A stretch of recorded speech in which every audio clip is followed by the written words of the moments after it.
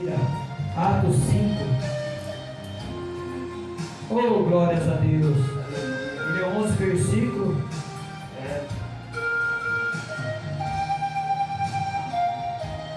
Aleluia. Atos 5. Um em diante.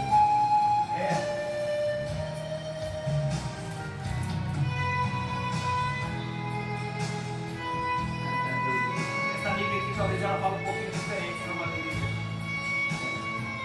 Aleluia! Mas é o mesmo sentido da palavra.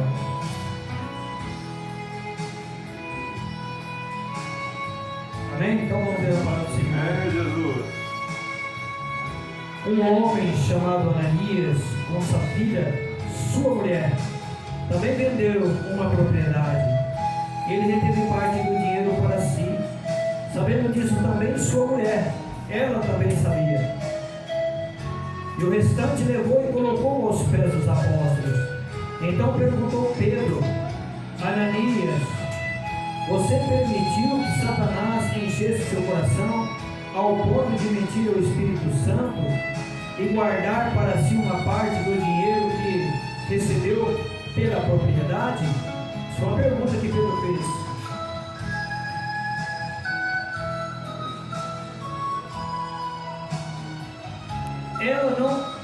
Ela não lhe pertencia, e depois de vendida, o dinheiro não estava em seu poder?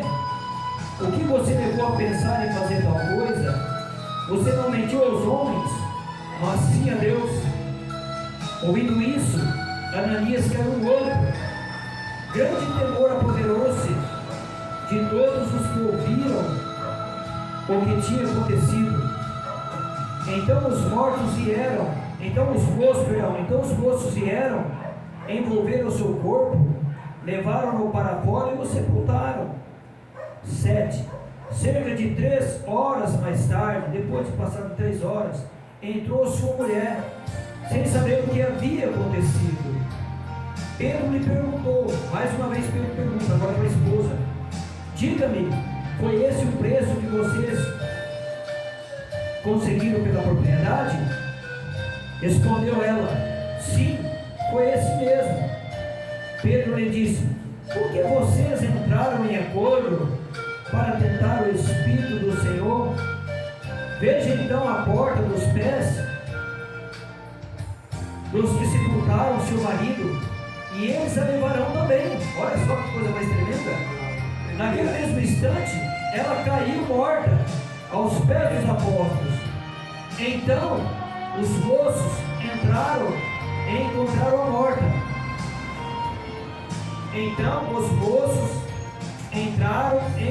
morta. Levaram-na e sepultaram ao lado de seu marido.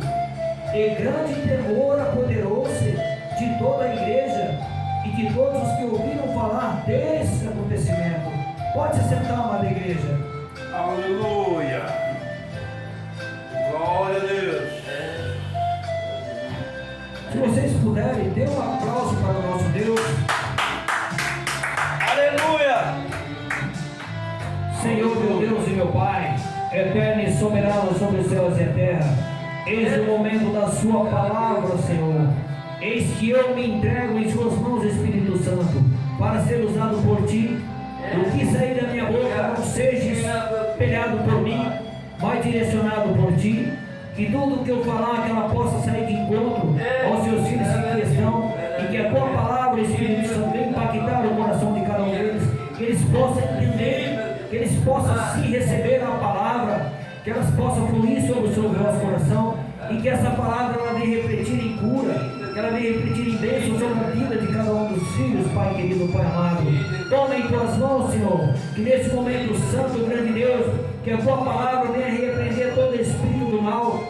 Sim, grande Deus, todos aqueles, Pai querido, Pai amado, que se acumulam, grande Deus, a fazer aquilo que o mal, Pai querido, Pai amado, grande Deus, tem colocado no vosso coração, que seja repreendido todo mal em nome do nosso Senhor Jesus Cristo, Senhor. Que eles aprendam, grande Deus, que é a tua palavra que tem que ser seguida. Sim, grande Deus, que eles aprendam, Pai querido, Pai amado, a sujeitar ao Senhor. Sim, grande Deus, e a repreender, Pai querido, Pai amado, todo mal. porque sabemos, grande Deus, que o inimigo, Pai querido, veio para roubar, matar e destruir, para tirar a paz, para semear a discórdia, o desentendimento, sim, grande Deus, para trazer um conflito, Pai querido, Pai amado, mas a tua palavra diz que o Senhor veio trazer a cada um de nós, sim, Pai, paz, sim, grande Deus, oh Senhor, e que nesta noite nós possamos, sim, grande Deus, sair daqui todos cantando o hino da vitória, e que nós possamos entender, Pai querido, Pai amado, aquilo que vai ser falado nesta noite. Não é para machucar ninguém, não é para ofender, não é para humilhar de maneira nenhuma. Nós vamos falar, Pai querido, Pai amado, a respeito de um casal, Safira e Ananias. Sim, grande Deus, esse casal, Pai querido, Pai amado,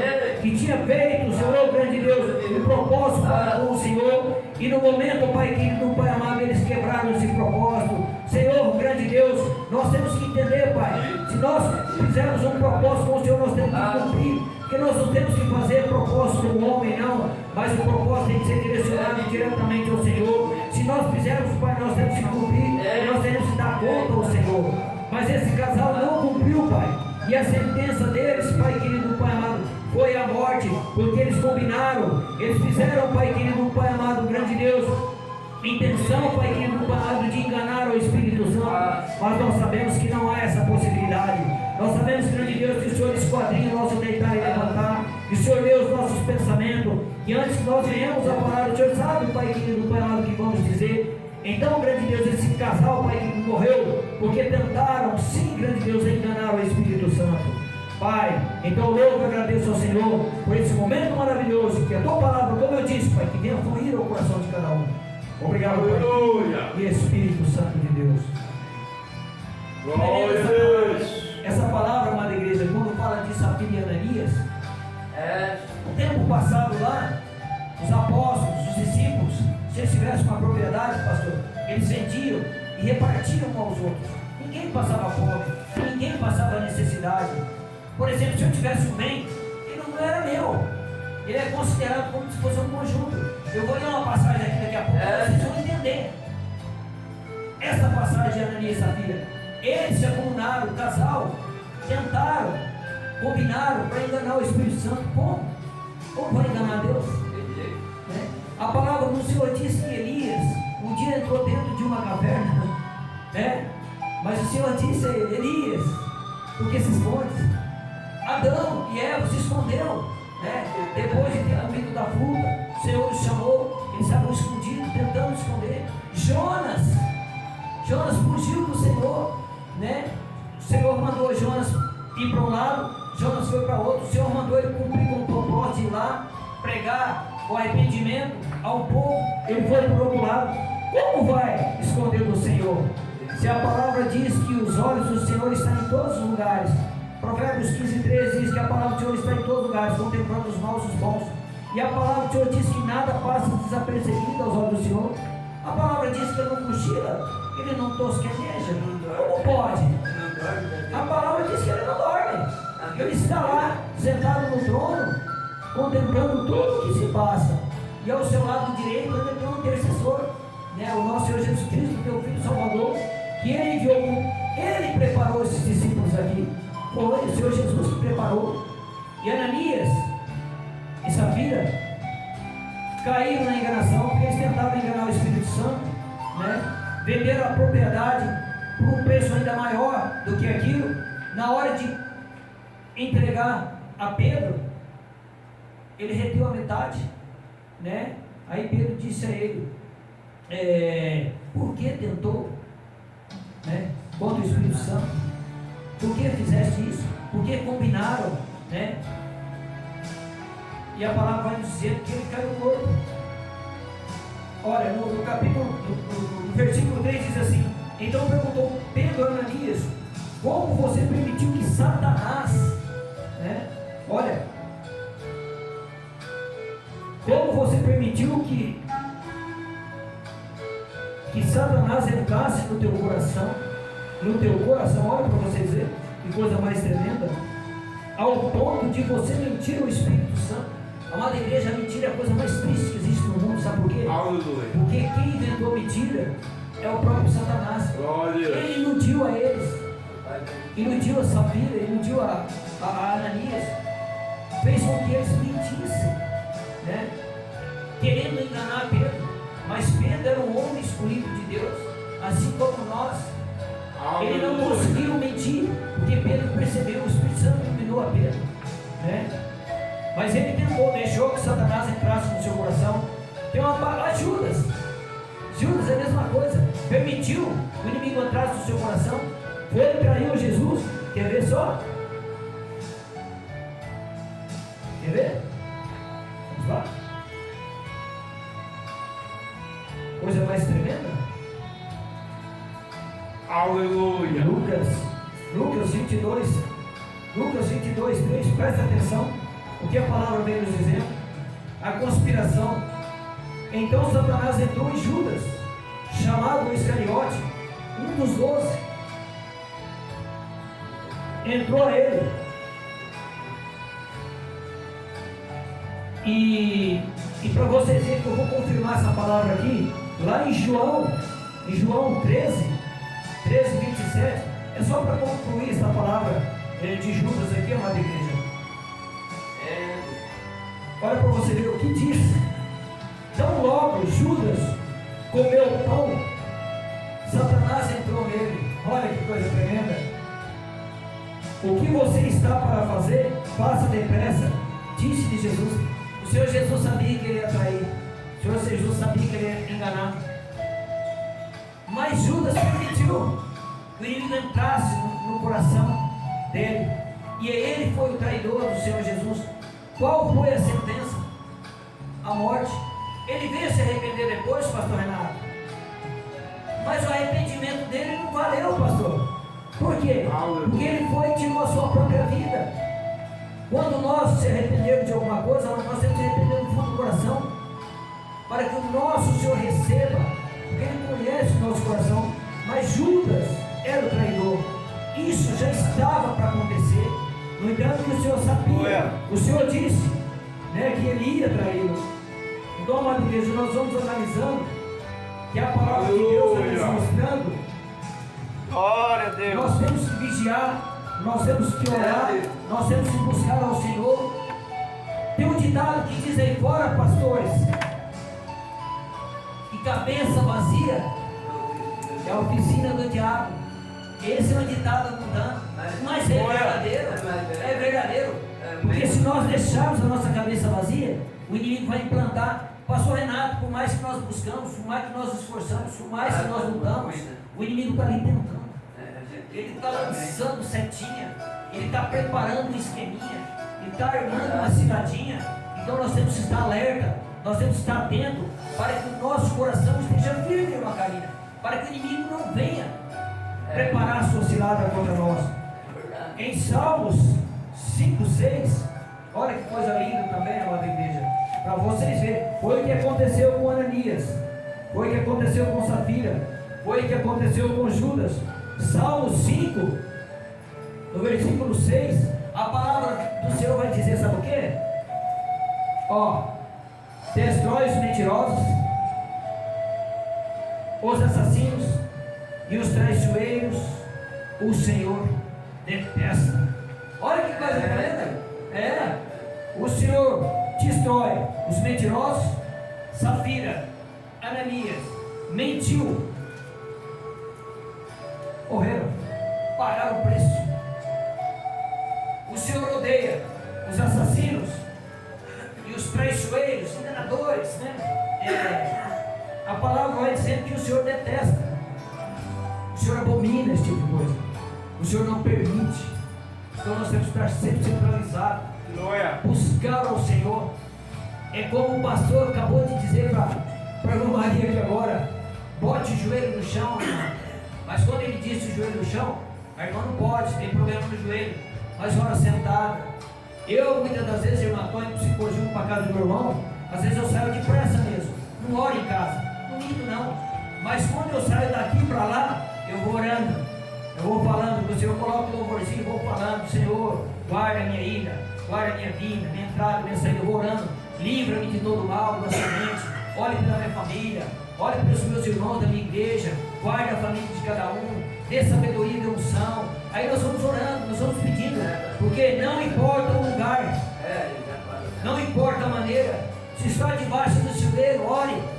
Se está deitado, ore. Mas eu não vou orar, não, irmão. Se eu não vou ajoelhar, eu não vou orar. Mas e se você estiver doente no hospital, acamado, você não vai orar deitado? Não vai suplicar ao Senhor? Então não importa. O importante é falar com Deus. Porque a nossa oração, irmão, é um conversar com o nosso Deus. É um diálogo com o nosso Deus. E a tua palavra diz que Ele está nos ouvindo. Só tem uma maneira do Senhor não ouvir a nossa voz. Se o Senhor não aceitar a nossa oração, só um jeito. Se nós estivermos em pecado, se estivermos persistindo no pecado, meu irmão, aí não adianta orar. Sabe por quê? Porque a palavra diz que a nossa oração não vai chegar. Acho que é Isaías 59, se eu não me engano, e diz que as nossas transgressões impedem que as nossas orações cheguem ao Senhor. Acho que é 59, 1. Eu ainda quero pregar essa passagem. Eu quero fazer uma preparação em nome de Jesus Cristo.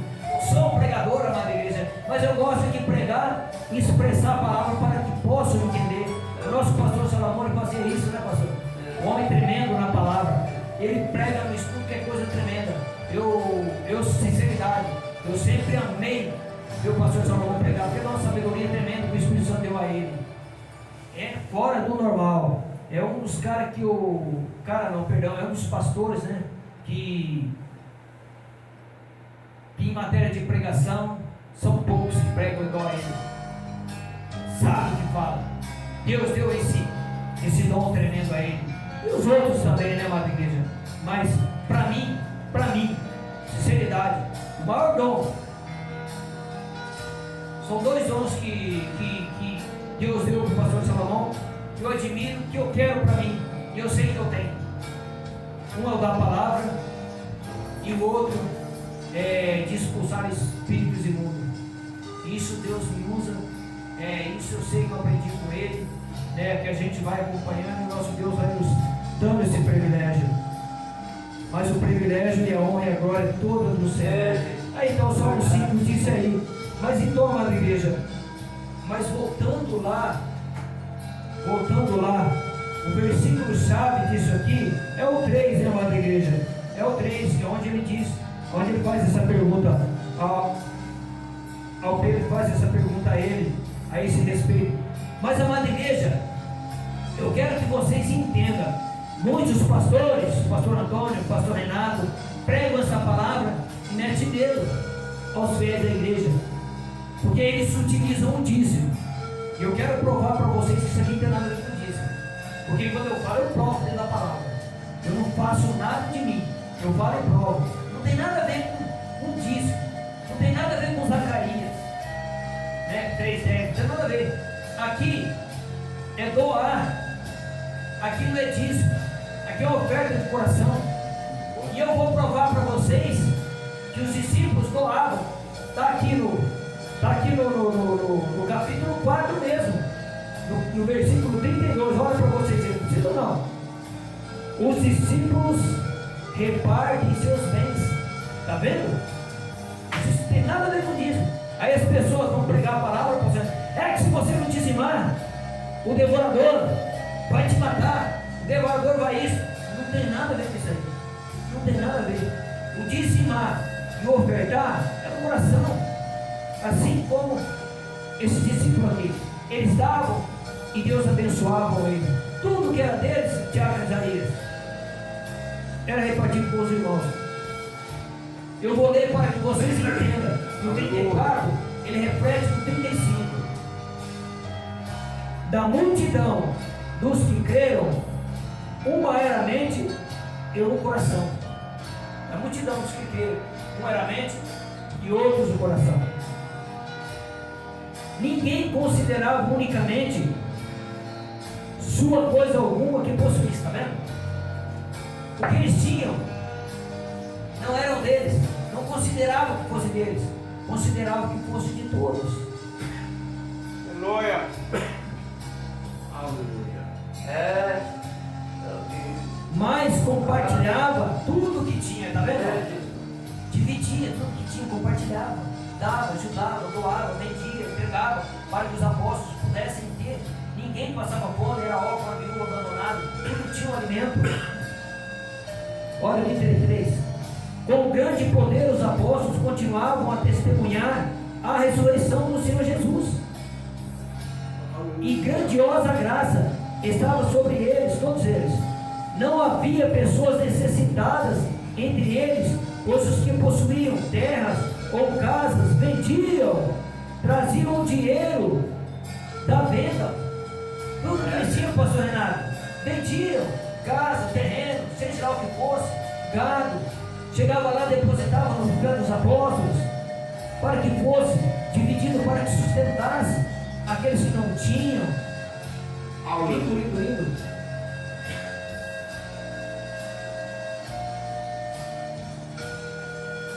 Ó, o 36. José, um levita de Chipre, a quem os apóstolos deram o nome de Barnabé, que significa encorajador. Ó, 37. Vendeu um campo que possuía, trouxe o dinheiro e colocou aos pés dos apóstolos. Está vendo? Ele tinha, ele vendeu, porém pegou tudo. Como é o nome dele mesmo aqui? É José. Eles deram o nome dele de Barnabé. Então, amada igreja, nós podemos entender que Safira e Ananias combinaram em casa, fizeram um entendimento entre nós. Vamos lá, nós vendemos a propriedade, aí nós levamos a metade. Eu vou lá primeiro e depois você vai. Primeiro foi Ananias, chegou Pedro, perguntou para ele, falou: essa é a quantidade, entregou, né? Pedro disse: ele mentiu, né? Deixou que Satanás entrar no seu coração, mentiu o Espírito Santo, tombou, caiu. Passaram 3 horas, pastor, 3 horas, veio Safira, chegou até Pedro, e ele perguntou a ela: vocês venderam a propriedade por tanto? Ela disse: sim, por tanto. Aí ele disse a ela: Pedro, homem ilustrado por Deus, iluminado pelo Espírito Santo, por que vocês combinaram? Por que vocês enganaram? Se vendesse a propriedade, eram de vocês, eram de vocês. Por que mentiu? Por que enganou? Esse está aos pés da porta ali, aqueles que levaram o seu marido, né, morto. E o que aconteceu? Ela também caiu morta. Ela também morreu por mentira, Maria. Isso é mentira. Eu quero colocar algo para vocês aqui, do fundo do meu coração. Um dia eu falei para uma irmã, não vou mencionar nome, não vou mencionar ministério, porque nós sabemos que há ministérios que fazem propósito. Eles pegam o envelope e fazem propósito de campanha. Tudo bem, cada ministério com o seu, né? Não estamos aqui criticando ninguém, só estou falando o que aconteceu. Porque ela chegou e expôs a mim. E aí o pastor lá fez a campanha de tal tema, não vou mencionar. Aí era o valor X. E ela, acredito eu, que ali, com vergonha, obreira, ela, amada igreja, também fez um propósito. Ela entrou naquele propósito. Mas o propósito que ela fez, acredito eu, foi emocional. Porque ela não tinha condições de fazer. Olha que coisa mais triste. Ela não tinha o dinheiro. E ela fez ali, mas com vergonha, né? Porque um pega, outro pega. Eu nunca peguei. Não tem esse tempo de ter vergonha. Se eu sou capaz de fazer, eu passo. Mas eu passo diretamente com Deus. Aí, amada igreja, chegou no dia, ela veio falar para mim: ixi, eu não tenho dinheiro de cumprir com o meu propósito. Eu virei para ela, falei: pois irmã, eu vou dar um conselho. Um conselho de irmão, de igreja, de amigo. E como um presbítero, nunca faça um propósito com Deus. Com Deus. Não estou falando com o homem. Com Deus, eu disse para ela. Se a irmã não puder cumprir, porque a irmã vai ter consequência com Deus. Não faça. A Bíblia nos mostra os propósitos das pessoas que fizeram e não cumpriram. Uns morreram. Hoje, na graça, isso não vai acontecer, pastor. Deus não vai fazer isso. Deus não vai tirar a vida de ninguém, pastor. Porque a gente faz um compromisso com Ele e não vai assumir. Eu tenho certeza que não vai. Porque pela graça hoje nada disso consta. Nada disso vale. Então não faça voto. Não faça. Porque se fizer um voto com Deus, cumpra. Deus não quer o dinheiro de ninguém. O missionário Paulo falou aqui de um voto de coração. Faça um voto de coração. Mas quando você sentir no seu coração de dar um dinheiro para a igreja, dá. Se sentir de dar um dízimo para a igreja, tem que dar. Aleluia. A igreja necessita, a igreja precisa pagar uma água, pagar uma luz. Às vezes o pastor necessita uma cesta básica para alguém. Então nós temos que dar. Eu dou, amada igreja. Eu dou um pouquinho, aquilo que eu posso dar de coração. Eu jamais vou deixar de ajudar a minha igreja, o ministério que eu congrego. Eu estou aqui, eu me sinto daqui. Eu me sinto daqui. Eu me sinto do ministério. Eu me sinto daqui, porque eu estou congregando com vocês. Eu só não aliancei ainda, por motivos que o pastor sabe, porque não dá. Não é por nada, não, é porque não dá. Porque aí eu assumindo um compromisso, vou ter que assumir um compromisso. Eu não posso no momento. Mas Deus é sabedor de todas as coisas e na hora certa tudo vai acontecer. Mas eu não deixo de ajudar com aquilo que eu posso. Mas então, vocês querem ver o que aconteceu com mais um caso de morte, de desobediência a Deus? Quando Deus fala, respeite dinheiro. Quando Deus fala e a pessoa não obedece, quer ver só? Coisa tremenda. Eu vou primeiro lá em Josué 7, pastor. 7 para vocês verem o que foi que